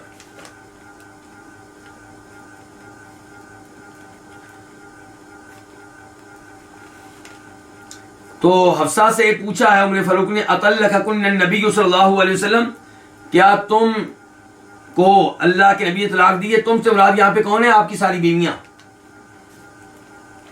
اکیلی حفصہ مراد نہیں ہے کیونکہ لفظ جمع کا ہے. اطلقکن، قالت لا ادری، وہ فرمانے لگی مجھے پتا نہیں ہے. ہا ہوا ذا معتزل فی المشروبہ، آپ علیحدگی اختیار کیے ہوئے ہیں ایک بالا خانے میں، یعنی کہ وہاں جا کے پوچھ لو، مراد یہ ہے. فخرجت، تو میں نکلا. کون کہہ رہے ہیں؟ عمر فاروق. کہاں سے نکلے؟ حفصہ کے گھر سے. فجئت الی المنبر، تو میں ممبر کے پاس آیا. فاذا حولہ رہط یبکی بعضهم، تو ممبر کے ارد گرد ایک گروہ تشریف فرما ہے اور ان میں سے کوئی رو بھی رہا ہے. لوگ بیٹھے ہوئے ہیں آپ کے ممبر کے ارد گرد اور کوئی ان میں رو بھی رہا ہے. فجلست معهم قلیلا، تو میں تھوڑی دیر ان کے ساتھ بیٹھا. یہ کون کہہ رہے ہیں؟ عمر رضی اللہ عنہ. ثم غلبنی ما اجد، پھر میرے اوپر غالب آ گیا جو میں محسوس کر رہا تھا. کیا محسوس کر رہے تھے؟ طلاق. عمر فاروق کو تو ان کی توجہ ساری طلاق کے اوپر تھی جی. کہ افسر کا کیا بنے گا، اس موضوع پہ وہ سوچ رہے تھے. تو اس لیے بیٹھ نہیں سکے زیادہ دیر، ٹینشن کی وجہ سے زیادہ دیر نہیں بیٹھ سکے. کہتے ہیں فجلست معهم قلیلا، ان کے ساتھ تھوڑی دیر بیٹھا، ثم غلبنی، پھر میرے اوپر غالب آ گیا ما اجدو، جو میں اپنے دل میں پا رہا تھا. فجئت المشروبہ التي فيها النبي صلی اللہ علیہ وسلم، تو میں اس بالا خانے کے پاس آیا جس میں کون تھے؟ نبی علیہ السلام تشریف فرما تھے. فقلت لغلام له اسود، میں نے آپ کے سیاہ رنگ کے غلام سے کہا استأذن لعمر، عمر کے لیے اجازت طلب کرو. کس سے؟ نبی علیہ السلام سے. جی جی. اور یہ سیاہ رنگ کے غلام کون تھے؟ رباح. ان کا نام کیا تھا؟ رباح. تو کہتے ہیں اس روایت کے راوی کہ فداخل الغلام، تو غلام داخل ہوا کہاں؟ نبی علیہ نبی السلام کے پاس گیا ان کی. فکلم النبی صلی اللہ علیہ وسلم ثم رجع، تو اس نے نبی السلام سے کلام کی، گفتگو کی، یعنی کہ عمر فاروق کے بارے میں جی. کہ وہ آنے کی اجازت مانگتے ہیں. ثم رجع، پھر وہ غلام واپس آ گیا. فقال، تو اس نے کہا، کس نے؟ غلام نے کہا کلمت النبی صلی اللہ علیہ وسلم، میں نے اس موضوع پہ نبی السلام سے گفتگو کی ہے. وذکرتک لہ، اور میں نے آپ کا تذکرہ بھی ان سے کیا ہے. فصامت، لیکن آپ نے کیا کیا؟ آپ نے خاموشی اختیار کی ہے. فانصرفت، کہتے ہیں کہ میں مڑ گیا، یعنی کہ واپس آ گیا وہاں سے. حتی جلست مع الرہط الذین عند المنبر، یہاں تک کہ میں بیٹھ گیا اس گروہ کے ساتھ جو ممبر کے پاس تھے. ثم غلبنی ما اجدو، پھر مجھ پہ غالب آ گیا وہ جو میں پا رہا تھا. کہاں؟ اپنے دل میں. یعنی کہ پھر میں بیٹھ نہیں سکا وہاں پہ بھی. فجئت، تو میں آیا دوسری بار. فقلت للغلامی، تو میں نے غلام سے کہا استأذن لعمر، عمر کے لیے نبی علیہ السلام سے اجازت لو. فداخل، تو غلام داخل ہوا. ثم رجع، پھر واپس آیا. فقال، کہا قد ذکرتک لہ فصمت، میں نے آپ سے آپ کا تذکرہ کیا ہے تو آپ نے کیا کیا؟ خاموشی اختیار کی ہے. عمر فاروق کہتے ہیں فرجعت، تو میں پھر واپس آ گیا. فجلست مع الرہط الذین عند المنبر، تو میں آ کر بیٹھ گیا اس گروہ کے ساتھ جو کہاں تھے؟ ممبر کے پاس تھے.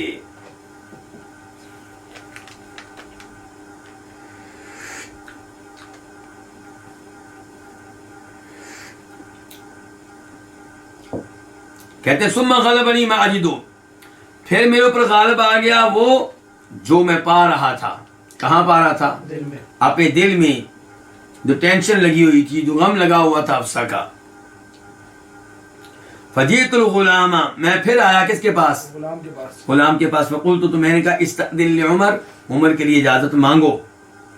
فداخل، غلام پھر داخل ہوا، اندر گیا. ثم رجع، پھر متر واپس آیا. فقال، اس نے کہا قد ذکرتک لہ، میں نے آپ کا تذکرہ آپ کے سامنے کیا ہے. فصامت، تو آپ نے کیا کیا ہے؟ خاموشی اختیار کی ہے. کہتے ہیں فلما ولیت منصرفا، جب میں مڑتے ہوئے پیٹ پھیر کر مڑا. قال، تو آپ نے کہا، قال تو کہتے ہیں، کون کہتے ہیں؟ عمر کہتے ہیں. عمر کہتے ہیں جب میں پیٹھ دے کر مڑا تو اذا الغلام یدعونی، تو غلام مجھے بلا رہا ہے. کون بلا رہا ہے؟ غلام. اچھا، عمر فاروق اللہ کے رسول کے گھر سے واپس گئے ہیں تو کیسے گئے ہیں؟ اجازت لے کے. اور الٹ موڑ کے، یعنی کہ اس حال میں گئے ہیں کہ پشت کس کی طرف ہے؟ نبی علیہ الصلوۃ والسلام کی طرف ہے. آج لوگ ادب کے نام پہ مزاروں پہ جاتے ہیں تو کیسے واپس جا رہے ہوتے ہیں؟ الٹے پاؤں. کیوں جی؟ کہتے ہیں کہ پیر صاحب کی طرف پشت نہ ہو جائے.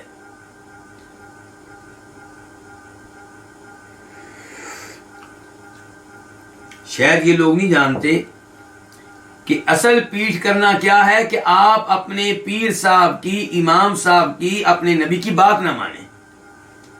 یہ ہے پیٹھ دکھانا، یہ ہے پشت دکھانا. تو اگر آپ نبی علیہ السلام کی اطاعت کرتے ہیں اور پھر مسجد نبوی میں آپ جاتے ہیں لوگوں کی طرح اور واپس آتے ہیں لوگوں کے آنے کی طرح، الٹے پاؤں نہیں آتے، تو انشاءاللہ اس میں کوئی حرج نہیں ہے. یہ دیکھیے عمر فاروق واپس مڑے ہیں تو کیسے مڑے ہیں؟ پیٹھ آپ کی طرف کر کے مڑے ہیں.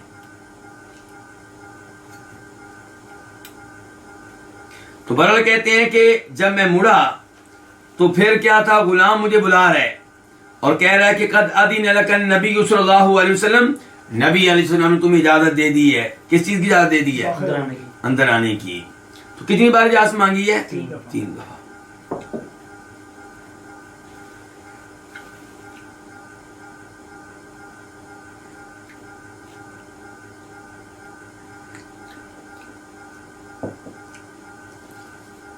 فدخلت علی رسول اللہ صلی اللہ علیہ وسلم، کہتے ہیں تو میں نبی علیہ الصلوۃ والسلام کے پاس گیا.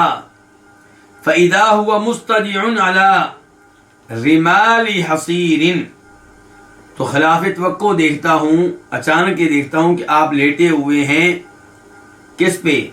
ایک بنی ہوئی چٹائی پہ، ایک بنی ہوئی چٹائی پہ. لیس بینہ و بینہ فراش، آپ کے درمیان اور اس کے درمیان کوئی بستر نہیں ہے. کس کے درمیان؟ چٹائی کے درمیان. یہ چٹائی ہے، چٹائی کے اوپر بستر نہیں ہے. قد اثر الرمال بجنبہ، اور یہ بان یا یہ رسیاں جن سے بنا گیا کس کو؟ چٹائی کو. تو یہ بان یا یہ رسیاں آپ کے پہلو پہ نشان ڈال چکی ہیں. متکئن علی وسادۃ، آپ ٹیک لگائے ہوئے ہیں چمڑے کے ایک سرہانے پہ، حشوھا لیف، جس میں کھجور کی چھال بھری ہوئی ہے. جس میں کیا بھری ہوئی ہے؟ کھجور کی چھال.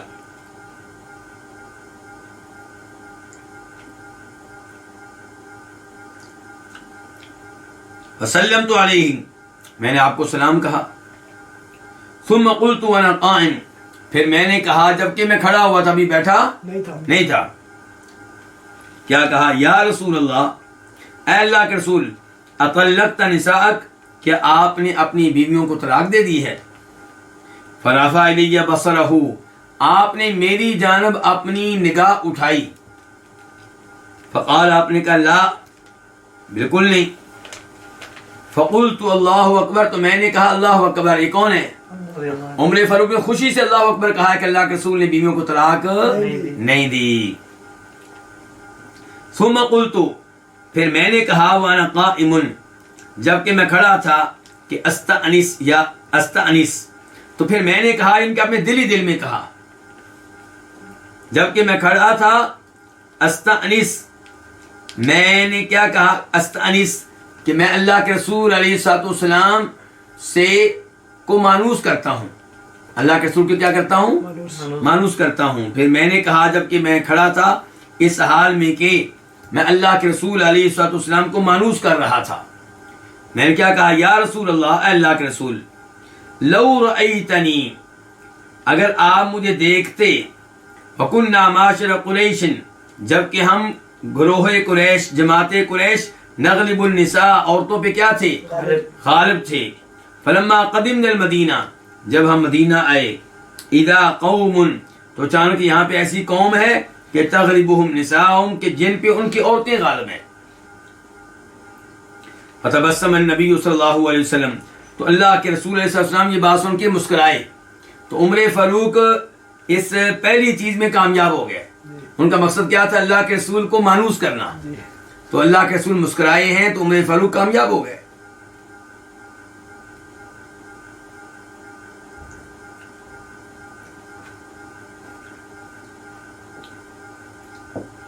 ثم قلت، پھر میں نے کہا یا رسول اللہ، اے اللہ کے رسول، لو رأیتنی، اگر آپ مجھے دیکھتے، کاش آپ مجھے دیکھتے، ودخلت علی حفصہ، جبکہ میں حفصہ کے پاس گیا، فقلت لها تو میں نے اس سے کہا لا یغرنکی ان کانت جارتک اوضع منک واحب الی النبی صلی اللہ علیہ وسلم، تمہیں یہ چیز دھوکے میں مبتلا نہ کر دے، کسی غلط فہمی میں مبتلا نہ کر دے.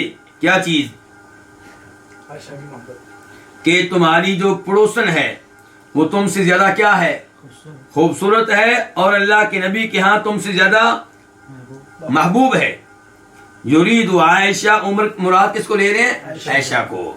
اور یہ بات آپ اللہ کے رسول کے سامنے کہہ رہے ہیں تاکہ اللہ کے رسول خوش ہو جائیں کہ میں نے اللہ کے رسول جس وائف سے زیادہ محبت کرتے ہیں ان کا تذکرہ کیا ہے اس انداز سے. فتبسم النبی صلی اللہ علیہ وسلم تبسم اخرى، تو نبی علیہ السلام دوسری بار مسکرائے. تو عمر فاروق اس بات میں بھی کیا ہوئے؟ کامیاب ہو گئے. 2 بار اللہ کے رسول کو یعنی کہ انہوں نے ایسی باتیں کی جن کی وجہ سے اللہ کے رسول مسکرائے ہیں. تو کیا اللہ کے رسول مسکراتے نہیں تھے کہ عمر فاروق اتنی محنت کرنا پڑی ہے؟ یعنی کہ موجودہ حالت پریشان ہے، 1 مہینے کے لیے اپنی بیویوں سے الگ ہو چکی ہیں. ایک تو اس لیے کہ وہ واقعہ پیش آ چکا ہے، کون سا؟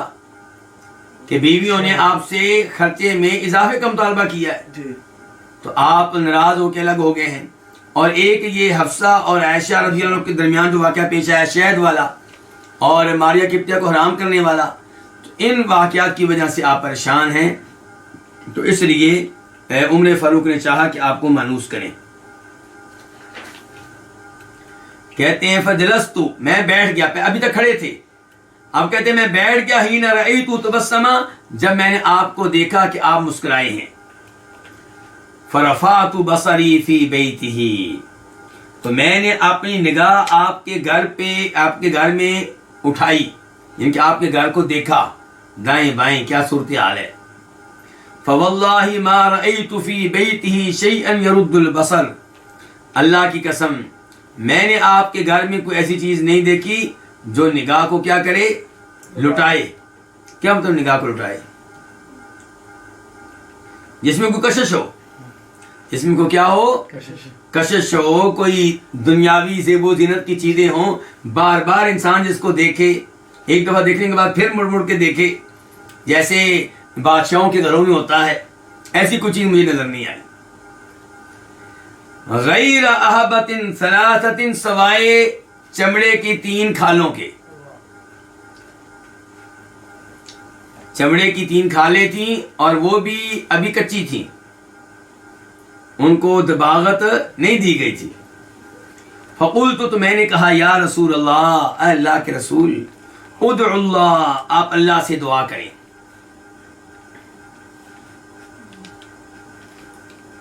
وسیلہ کس کو بنایا؟ اللہ کے رسول کی دعا کو.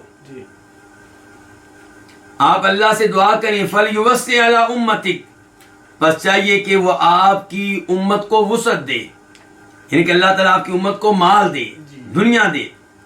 فَإِنَّ فَارِسَ وَالرُّومَ قَدْ وُسِّعَ عَلَيْهِمْ وَأُعْطُوا الدُّنْيَا، کیونکہ جو فارسی ہیں اور رومی، یہ دونوں زمانے کی کیا تھیں؟ سپر پاور، جیسے آج امریکہ اور روس ہیں.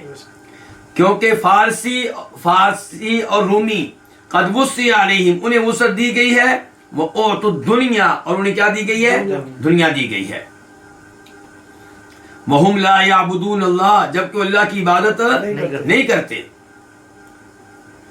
فجلس النبی صلی اللہ علیہ وسلم، تو نبی علیہ السلام بیٹھ گئے. وکان متکئا، اس سے پہلے آپ کیا کیے ہوئے تھے؟ ٹیک لگائے ہوئے تھے. آپ سیدھے ہو کے بیٹھ گئے جبکہ آپ ٹیک لگائے ہوئے تھے. فقال، تو آپ نے کہا او فی ھذا انت ابن الخطاب، اے خطاب کے بیٹے کیا تم اس چیز میں ہو؟ کیا مطلب؟ یعنی کہ کیا تم ان دنیاوی چیزوں کو عظیم جانتے ہو؟ کیا تم ان کو اہمیت دیتے ہو؟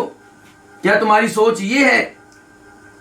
ان اولئک قوم عجلوا طیبات فی الحیات الدنیا، یہ وہ لوگ ہیں، کون سے؟ فارسی اور رومی، کہ جنہیں ان کی اچھائی دنیاوی زندگی میں دے دی گئی. عجلو، یہ وہ لوگ ہیں، عجلو جنہیں جلد دے دی گئی، طیباتہم، ان کی اچھائیاں، فی الحیات الدنیا، دنیاوی زندگی میں. فقلت تو میں نے کہا یا رسول اللہ استغفر لی، آپ میرے لیے استغفار کریں، اللہ سے مغفرت طلب کریں۔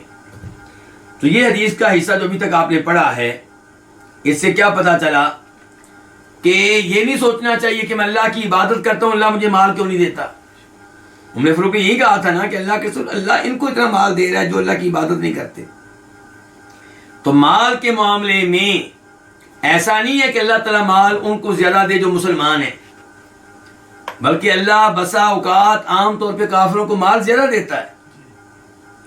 اللہ تعالیٰ کہتے ہیں فلا تعجبک اموالہم ولا، اولاد آپ ان کی مال اور ان کے اولاد سے متاثر نہ ہوں، ان کے مال اور ان کی اولاد پہ رشک نہ کریں کہ کتنے پیارے پر ان کے بیٹے ہیں، خوبصورت بیٹے ہیں، ان کے کیا عظیم الشان مال ہے، سے متاثر نہ ہوں۔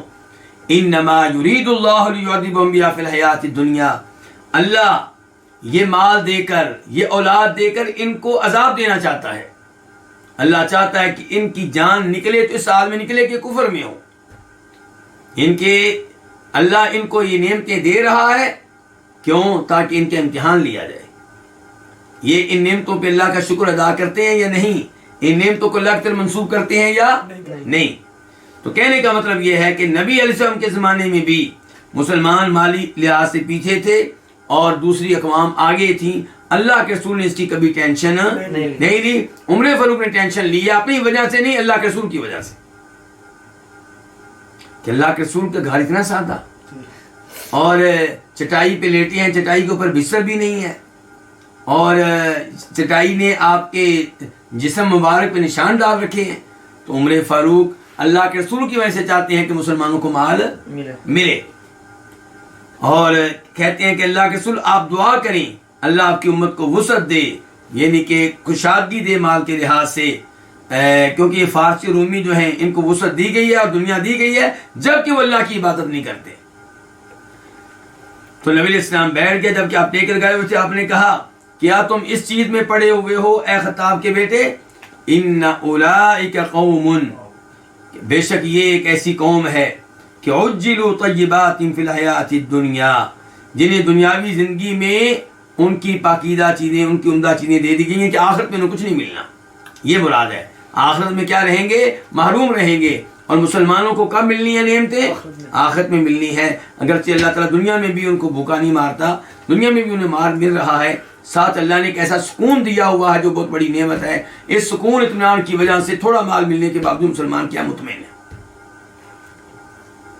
تو میں نے کہا اللہ کے رسول میرے لیے مغفرت طلب کریں، یعنی کہ میں نے ایسی بات کی ہے تو آپ میرے لیے اللہ سے معافی مانگیں۔ فاعتزل النبی صلی اللہ علیہ وسلم نساءہ من اجل ذلک الحدیث، تو نبی علیہ السلام الگ ہوئے تھے اپنی بیویوں سے، کیوں؟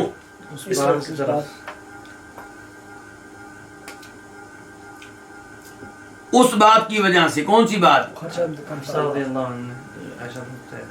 اس بات کی وجہ سے جس وقت افشت ہو، اس بات کو زہر کر دیا حفصہ نے، جس وقت وہ بات افشا کر دی، بتا دی حفصہ نے، کس کو؟ عائشہ کو۔ الگ ہوئے کتنے دنوں کے لیے؟ 29 راتوں کے لیے۔ وکان قال، جبکہ آپ اس سے پہلے کہہ چکے تھے، آپ ناراضگی کے شروع میں کہہ چکے تھے ما انا بداخل علیہن شہرا، میں 1 مہینے کے لیے ان کے پاس نہیں جاؤں گا۔ کیوں آپ نے یہ الفاظ کہے؟ آپ نے کیوں آپ بیویوں سے الگ ہوئے؟ من شدت موجدتہ علیہن، آپ کے ان پہ شدید ناراض ہونے کی وجہ سے۔ کن پہ؟ بیویوں پہ۔ حین عاتبہ اللہ، جس وقت اللہ نے آپ پہ عتاب فرمایا، اللہ نے کہا لما تحرموا، آپ اس چیز کو حرام کیوں قرار دیتے ہیں؟ ما احل اللہ لک، جس کو اللہ نے حلال قرار دیا ہے، کیا آپ اپنی بیویوں کو راضی کرنا چاہتے ہیں؟ تو اس میں کیا ہے؟ عتاب ہے۔ تو اس عتاب کا سبب کون بنی ہے؟ بیویاں۔ بیویوں کی وجہ سے آپ نے اپنے اوپر شہد کو حرام قرار دیا تھا، تو یہ عتاب نازل ہوگا۔ بیویوں کی وجہ سے ماریہ قبطیہ کے معاملے میں عتاب نازل ہوگا۔ اللہ نے کہا کیوں آپ حرام قرار دیتے ہیں اس چیز کو جس کو اللہ نے حلال قرار دیا؟ کیا آپ اپنی بیویوں کو راضی کرنا چاہتے ہیں؟ یہ عتاب ہے۔ تو عتاب کا سبب یہ بیویاں بنی ہیں، اس وجہ سے آپ ان کے اوپر کیا ہو گئے؟ ناراض ہو گئے۔ تو اچھا کہا آپ نے کیا کہا تھا کہ میں کتنا عرصہ ان کے پاس نہیں آؤں گا؟ 1 مہینہ۔ لیکن آپ بیویوں سے کتنے دن رہے ہیں؟ 29 راتیں۔ فلما مضت 29 لیلہ، جب 29 راتیں گزر گئیں، دخل علی عائشہ، تو آپ عائشہ کے پاس گئے، فبدأ بها، آغاز ام المؤمنین عائشہ سے کیا، فقالت له، ان سے آغاز کس کا، وہ آگے سمجھا جائے گی کس چیز کا آغاز، فقالت له، تو آپ نے ان سے کہا، تو فقالت له عائشہ، تو عائشہ نے آپ سے کہا، یعنی کہ آپ نے کیا کہا تھا، یہ بلکہ یہاں ذکر نہیں ہے تو میں بتا دیتا ہوں کہ آپ نے ام المؤمنین عائشہ سے کہا تھا کہ عائشہ میں تم سے ایک بات کرنے لگا ہوں، لیکن اپنے والدین سے مشورہ کیے بغیر مجھے جواب نہ دینا۔ تو پھر آپ نے یہ آیت تلاوت کی، کیا، قل لازواجک ان کنتن تردن اللہ ورسولہ والدار الآخرہ، یعنی کہ اگر تم چاہتی ہو دنیاوی زندگی، ان کن تردن الحیات الدنیا وزینتہا فتعالینا امتعکن واسرحکن سراحا جمیلا، اگر تمہیں دنیا چاہیے آؤ، میں تمہیں فارغ کر دیتا ہوں اور دنیاوی سر سامان بھی دوں گا، تحائف بھی دوں گا فارغ کرتے ہوئے، اور تم دنیا کو اختیار کر لو۔ وَإِن كُنتُنَّ تُرِدْنَ اللَّهَ وَرَسُولَهُ وَالدَّارَ الْآخِرَةَ، اور اگر تم چاہتی ہو اللہ کو، اللہ کے رسول کو اور آخرت کو، تو یاد رکھو کہ پھر آخرت اختیار کرنے والوں کے لیے اللہ نے آخرت میں اجر عظیم تیار کر رکھا ہے۔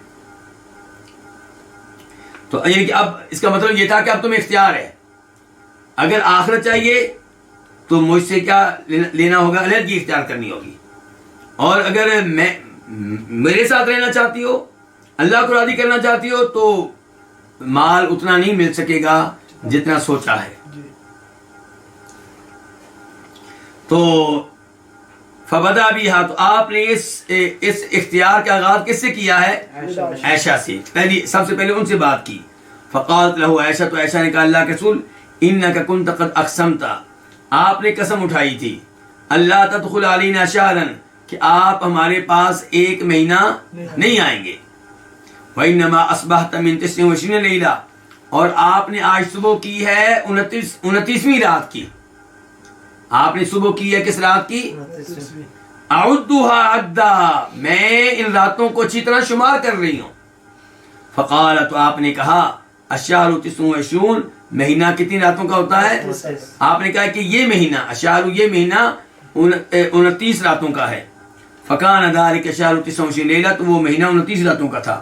قالت عائشہ، یہ ہم واپس چلتے ہیں 3 مہینے پہلے، کہ جب 29 راتیں گزر گئیں تو آپ عائشہ کے پاس آئی، فبدا بها، تو آپ نے آغاز ان سے کیا ہے، کس چیز کا آغاز، یعنی کہ علیحدگی کے بعد سب سے پہلے جس کے گھر میں آئے ہیں وہ کون ہیں، عائشہ ہیں۔ تو عائشہ نے کہا آگے سے کہ اللہ کے رسول، آپ نے قسم اٹھائی تھی کہ آپ ایک مہینہ نہیں آئیں گے، تو آپ نے بتایا کہ یہ مہینہ 29 راتوں کا ہے۔ اس کے بعد اب وضاحت آ رہی ہے کس کی، اختیار کی، ان کے پہلے وضاحت نہیں تھی، اب آ رہی وضاحت۔ قالت عائشہ، عائشہ کہتی ہیں ثم انزل اللہ، پھر اللہ نے نازل کی آیت التخیر، اختیار والی آیت۔ کون سی آیتیں، اختیار والی آیتیں۔ فبدأ بی، تو آپ نے مجھ سے آغاز کیا، اول امرأۃ من نسائہ، میں آپ کی عورتوں میں سے پہلی عورت تھی کہ مجھ سے آغاز کیا، فاخترتہ، تو میں نے آپ کو اختیار کیا، دنیا کو اختیار نہیں کیا بلکہ آپ کو اختیار کیا۔ ثم خیر نساءہ کلہن، پھر آپ نے اپنی تمام بیویوں کو اختیار دیا۔ فقلنا مثل ما قالت عائشہ، تو ان سب نے وہی کہا جس طرح کے الفاظ کس نے کہے تھے، عائشہ رضی اللہ عنہ نے کہے تھے۔ اللہ تعالیٰ ہماری ان تمام ماؤں سے راضی ہو، اور اللہ رب العزت ہمیں تمام صحابہ اکرام، امہات المؤمنین، آل بیت وغیرہ کی محبت اپنے دلوں میں بٹھانے کی توفیق عنایت فرمائے، اور اللہ تعالیٰ احادیث کے ساتھ ہمارا یہ تعلق جوڑے رکھے۔ یہیں پہ آج کے درس کا اختتام کرتے ہیں۔ یہ کہتے ہیں جی لونڈی ماریا والا معاملہ دوبارہ بتا دیں۔ بتاتا ہوں جی۔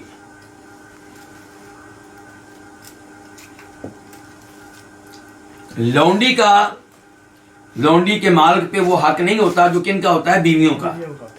بیویاں اگر 2 ہیں 3 ہیں تو ان کی راتیں تقسیم کی جائیں گی، لونڈی کی کوئی رات نہیں ہوگی، لیکن لونڈی کے ساتھ اس کا مالک جب چاہے میاں بیوی والا تعلق قائم کر سکتا ہے، اور وہی کرے گا، کوئی اور نہیں کرے گا، صرف اس کا مالک کرے گا بس۔ ایسا نہیں ہے کہ مالک کا بھائی بھی کر لے، یا مالک کا بیٹا بھی کر لے، یا اس کے کزن کر لے، ایسا بالکل نہیں ہے۔ تو ماریہ قبطیہ جو ہیں ان کے ساتھ آپ میاں بیوی والا تعلق قائم کرتے تھے، اسی لیے اللہ نے ان سے بیٹا بھی دیا، کون سا، ابراہیم۔ اب ہوا یہ کہ آپ ان سے تعلق قائم کرتے ہیں، لیکن ام المومنین حفصہ وغیرہ چاہتی ہیں کہ آپ ان کے ساتھ یہ تعلق قائم نہ کریں، بلکہ ایک روایت میں آتا ہے کہ نبی علیہ السلام نے ماریہ قبطیہ سے تعلق قائم کیا ام المومنین حفصہ کے گھر میں، یعنی کہ حفصہ موجود نہیں تھی اور آپ نے ان کے گھر میں ماریہ قبطیہ سے یہ تعلق قائم کیا۔ تو بعد میں حفصہ پہنچ گئی، ان کو پتہ چل گیا کہ اللہ کے رسول نے ان کے ساتھ تعلق میرے گھر میں قائم کیا ہے، تو ناراض ہوئی۔ تو نبی علیہ السلام نے ان اسباب کی بنیاد پہ کہا کہ آج کے بعد میرے اوپر ماریہ حرام ہے، یعنی کہ اس سے میں ایسا تعلق قائم نہیں کروں گی۔ تو یہ ہے ماریہ قبطیہ والا واقعہ۔ تو اللہ تعالی نے کیا کہا ہے، دونوں واقعات کے بارے میں یہ آیت نازل ہوئی ہے، کیونکہ ایک حدیث میں آتا ہے کہ یہ آیت نازل ہوئی ہے شہد والے واقعے کے بارے میں، اور دوسری حدیث میں آتا ہے ماریہ قبطیہ کے معاملے میں۔ تو آیت کیا نازل ہوئی ہے کہ اے نبی آپ اس چیز کو کیوں حرام قرار دیتے ہیں جس کو اللہ نے حلال قرار دیا ہے؟ کیا آپ اپنی بیویوں کو راضی کرنا چاہتے ہیں؟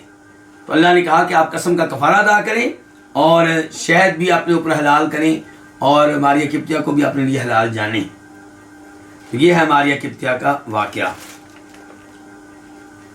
تو مجھے امید ہے کہ اب یہ بات آپ لوگ سمجھ گئے ہوں گے۔ اللہ رب العزت آپ سب کو جزائے خیر دے۔ وصلی اللہ تعالی علی نبینا محمد وعلی آلہ وصحبہ اجمعین۔